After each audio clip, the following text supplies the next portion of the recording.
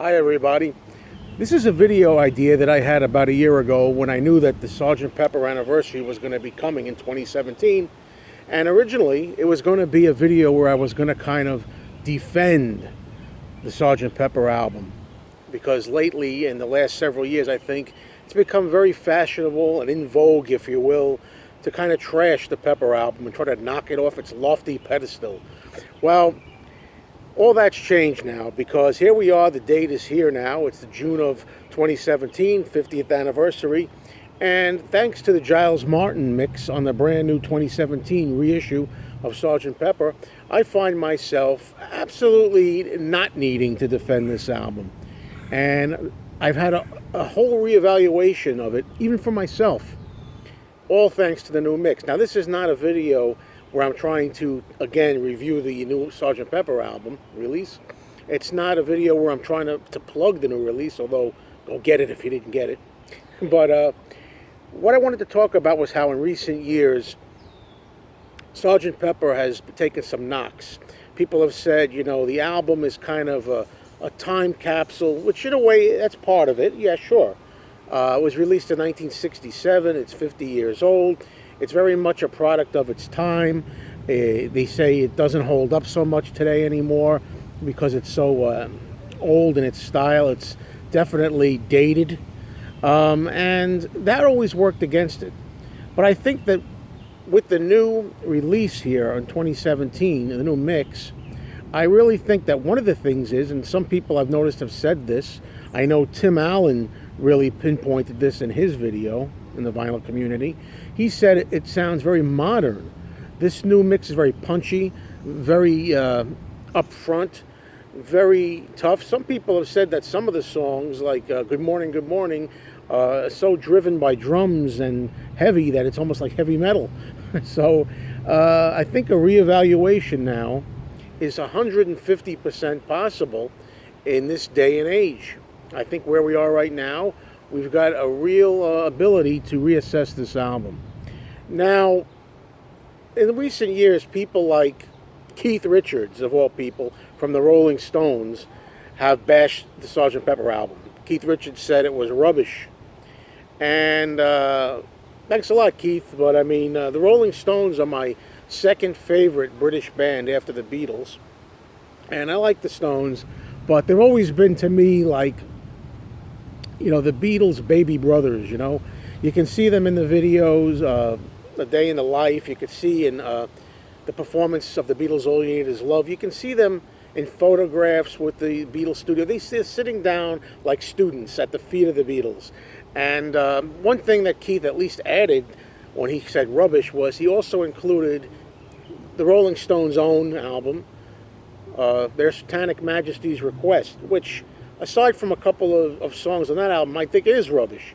So you got that part right, Keith, but Sgt. Pepper's not rubbish. And I think that part of the reasoning that goes in there when people call Sgt. Pepper not too good, or not you know, overrated, I think is a lot of people felt that the Sgt. Pepper's Only Hearts Club Band album in its time, and even now, kind of killed rock and roll in a lot of ways, because a lot of people make the argument that Sgt. Pepper became more gimmicky and artsy and fancy and kind of took the emphasis off the rock and kind of made it, you know, concepts and, you know, psychedelia and glitzy. And I think, again, going back to the Giles Martin mix that I have to refer to now and then for this video, I think that one of the benefits of it is that it really drives the rock aspect of it forward. The Beatles sound like a rock band. In addition to all the, you know, the glitz and the psychedelia and the rainbows and colors that they have in the imagery, I think it actually goes back to being a rocking album with the new release. So the funny thing is, I didn't anticipate when I was going to make this video like a year ago, I didn't anticipate that there was going to be this new remix. Nobody knew it. This was kind of like a surprise to a lot of us, and a welcome, happy surprise as it turned out. But I never dreamt that I would be coming here to, like, kind of like not defending, but kind of like loving the album as much as I do, because for me, although I've always appreciated the Sgt. Pepper album as a Beatles fanatic, and I think I've always liked it, but it was never amongst my favorite albums. It was always lingering somewhere there in the middle of the Beatles catalog. You know, I always thought it was an album that was easy to admire and a piece of art, and I respected it more than I really loved it personally. I always thought that there were some definite great songs on there, but as a whole, it was more of like a painting, you know, a novel, kind of a gimmick, you know, a good gimmick, but a gimmick.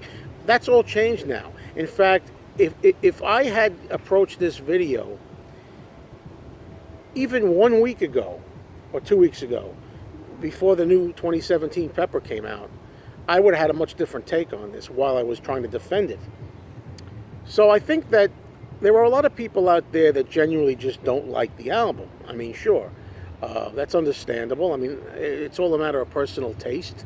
Everybody's got different opinions. And there's some people I believe that genuinely don't like it, and that's their right, of course.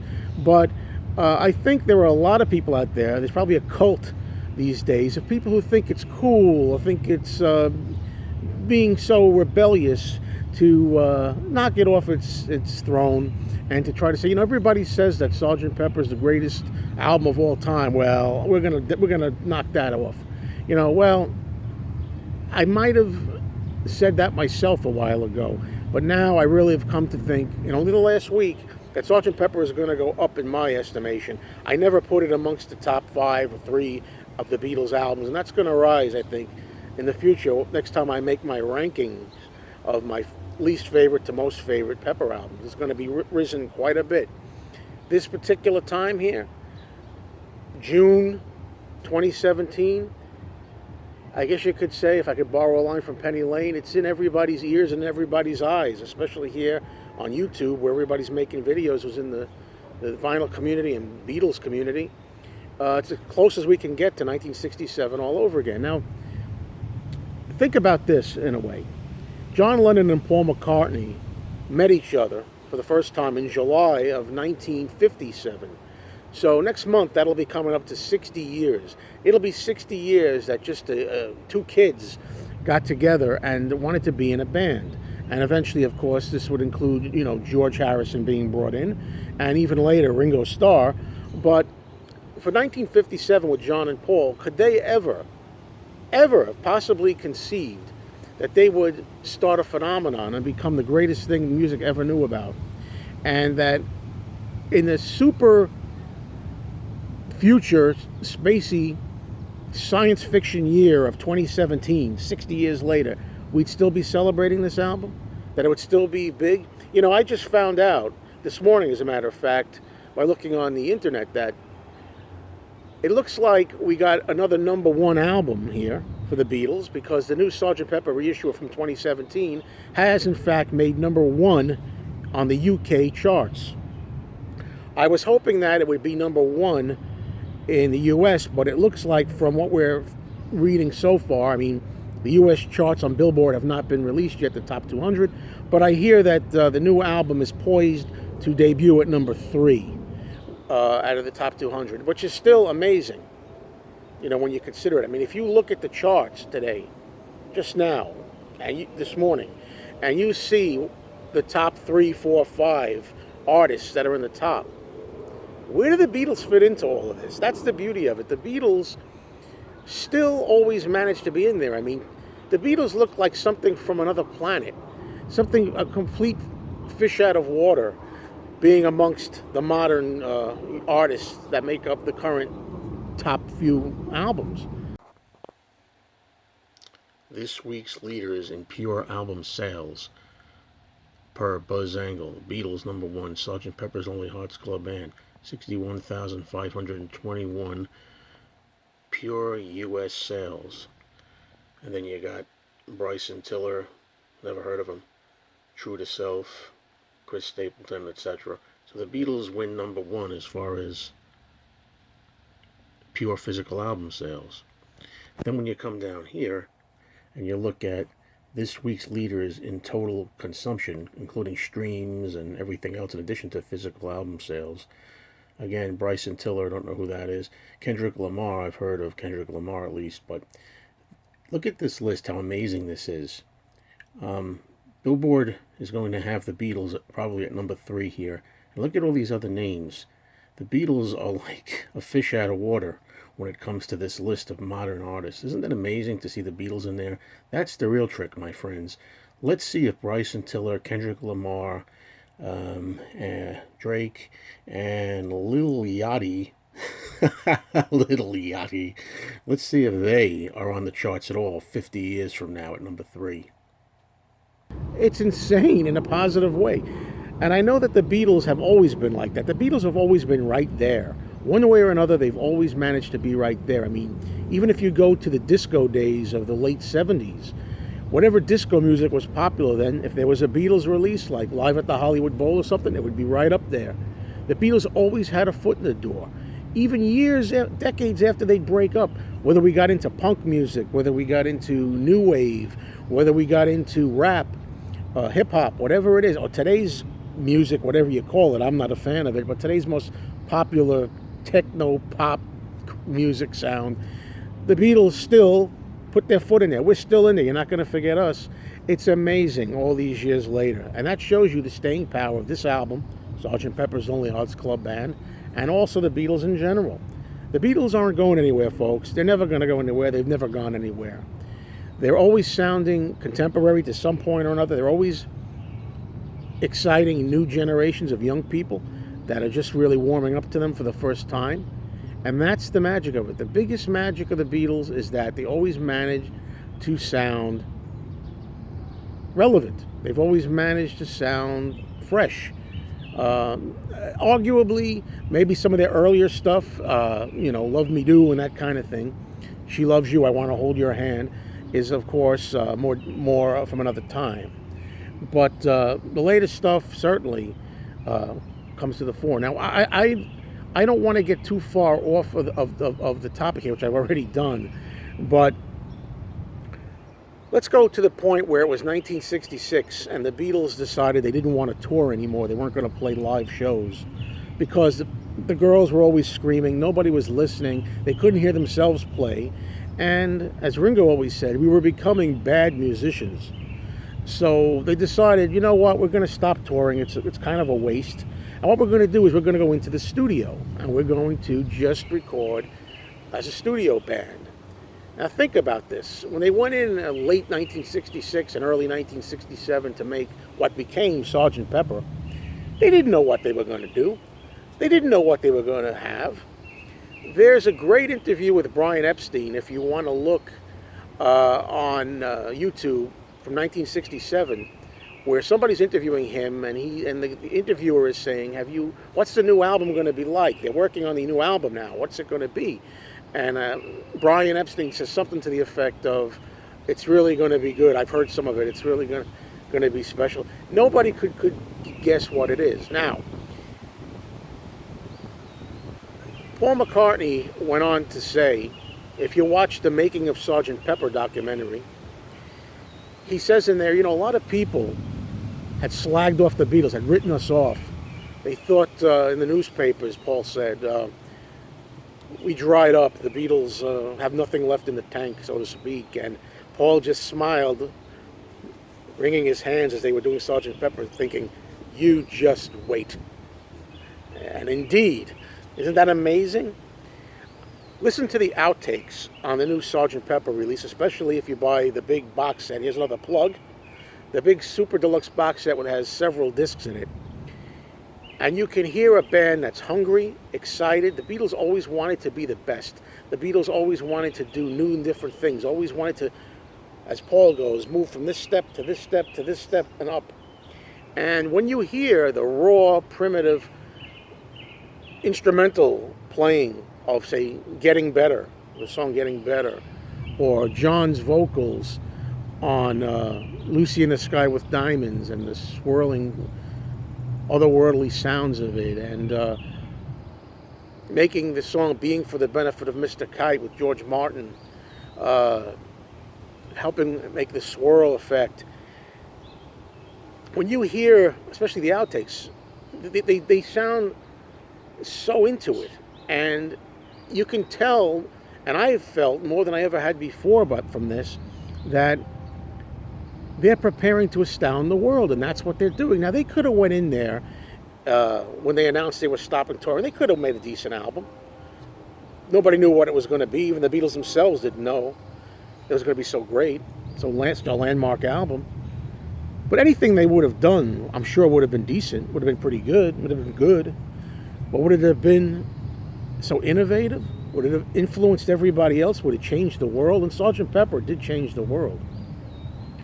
Let's talk about the influence for Sgt. Pepper. You know, Paul McCartney is a big fan of the Beach Boys album Pet Sounds. And if you know me, a lot of you do, I'm not a fan of the Pet Sounds album. I like the Beach Boys. I just think that Pet Sounds is highly overrated, and I don't hear anything great on it, with the exception of I like a couple of songs. I like Wouldn't It Be Nice, which is more of a pop song, nothing really outrageous on there, and God Only Knows, you know. But to me, I don't really see the comparison. Paul McCartney was inspired to do even better. Now, in a 1980 interview for Musician magazine, Paul said, when he heard Pet Sounds, he said, man, I thought to myself, this is the album of all time. What the hell are we going to do? Well, I think he stepped up to the plate, and not only did he match Pet Sounds, but they far exceeded it eventually. I think that if there's an album here that's going to be the number one greatest, most influential album of all time, it is Sgt. Pepper's Lonely Hearts Club Band. A lot of people think that Sgt. Pepper took its cue from Pet Sounds, and if you watch the new release of the Making of Sgt. Pepper documentary from 1992, Brian Wilson of the Beach Boys is featured, and even he says on there, they were inspired by Pet Sounds, but really, Sgt. Pepper sounds nothing like Pet Sounds. They don't sound alike at all. Then Brian says, they must have been influenced by the creativity of it, not the sound, because the sound is different. And I think, in my opinion, much better. Pepper deserves the innovation crown, changing the world more than Pet Sounds or any other album does. Now, for the longest time, Sgt. Pepper's Lonely Hearts Club Band always placed number one on the greatest albums of all time list, and that was there for many decades. Every time you had a poll, Sgt. Pepper was the number one album. Now, I think arguably that there are other albums that may be better in a song-by-song sense.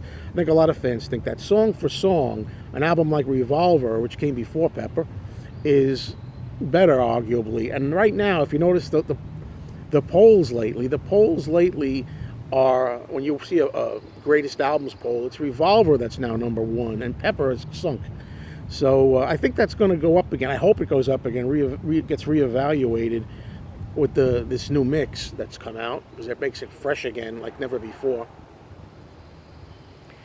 But, you know, the Beatles were, starting with, say, Rubber Soul, were changing, right? I mean, they had more of a folk sound with Rubber Soul, and then of course the sitar on Norwegian Wood was a great new sound for their music. And then Revolver, as I say, song for song is better probably than Pepper. But as far as what we're talking about here for the purpose of this video, as far as innovation, I don't think it was as innovative as Pepper. Now, of course, the signs are there. You had Eleanor Rigby. You had I'm Only Sleeping with the backwards guitar, which is interesting. And of course, the greatest track for my money on there, Tomorrow Never Knows, with the tape loops being used.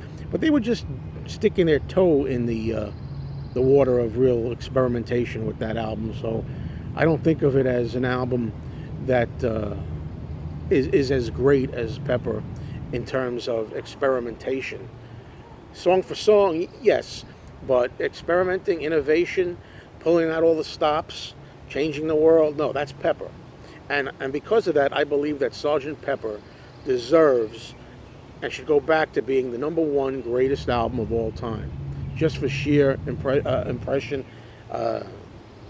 magic influence and changing the game.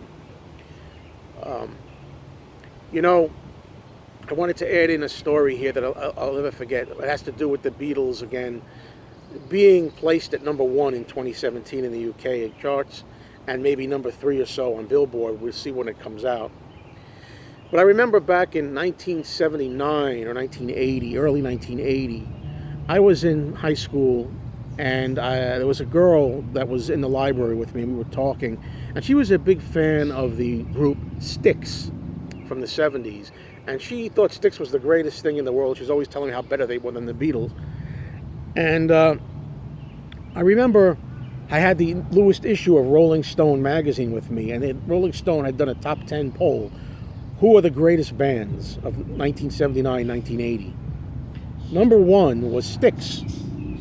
And the girl turned to me and she pointed. The Beatles were number 2 on this list. This is 1979, early 1980. And she says, ha, Styx is number 1. Look, Styx beat the Beatles. Styx beat the Beatles. And I looked at her, I said, I got news for you. The Beatles being number 2 in 1979 and 1980 is a greater accomplishment than Styx being number 1. Because anybody can be number 1, almost anybody. I mean, the Beatles took the whole game in the 60s by themselves. But when you're the hottest thing and you're a brand new actor, you're at your prime and your peak, that's your moment to shine. Anybody can enjoy their 15 minutes of big fame when they're actually starting out. The real magic, the real test is to stand the eons of time and to be number 1, 2, or 3 in the top 50 years down the line. Where's Styx now in the charts? So keep that in mind, folks. Anyway, I want everybody to enjoy the new Sgt. Pepper. Continue to drink it all in, because I know I'm going to get Sgt. Peppered out anytime now. But for now, I'm basking in the glory and the magic and the memory of Pepper. So everybody go out there and enjoy the summer of Pepper. Well, Corey, here we are, and it's the summer of Pepper. Oh, Art Pepper? No, not Art Pepper. Pepper Adams? Who the hell is Pepper Adams? Baritone saxophone. I'm talking about Sgt. Pepper.